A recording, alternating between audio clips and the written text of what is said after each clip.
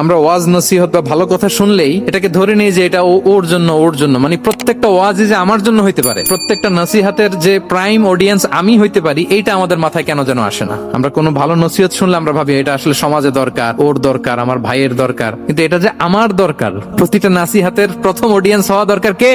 আমি নিজে। তাহলে পরিবর্তন শুরু করতে হবে নিজ থেকে। ওর এই সমস্যা, ওর এই সমস্যা, ওর এটা। আরে মিয়া, তোমার কি সমস্যা ওইটা বলো। শুধু ওর ওর না দেখে নিজেরটাও দেখতে হবে। দেখেন, অন্যের দিকে এক আঙ্গুল দেখালে নিজের দিকে কয় আঙ্গুল যায় বলেন তো? এই যে নিজের দিকে কিন্তু তিনটা। আমি যদি এরকম করি আমার দিকে আসে তিনটা। এজন্য নিজ থেকে, নিজের ফ্যামিলি থেকে আমরা সংস্কার শুরু করব। ওমরে ফারুক রাদিয়াল্লাহু তাআলা আনহু যখন ফ্যামিলি মিটিং এ বসতেন, উনি ওনার সন্তানদেরকে বলতেন, শোনো, তোমরা খলিফাতুল মুসলিমিন, আমিরুল মুমিনিনের সন্তান। তোমাদের কোনো বাজে কাজ যদি সমাজে আসে, তোমাদের কোনো অন্যায় যদি আমার কানে আসে, অন্যের জন্য যা শাস্তি তোমাদের জন্য হবে ডবল শাস্তি। ওমরে ফারুক সন্তানদেরকে বলতেন, হদ কায়েম করা লাগে এমন অন্যায় যদি করো, একটা হচ্ছে আল্লাহর দেয়া হদ, আর একটা হবে আমি উমরের দেয়া হদ।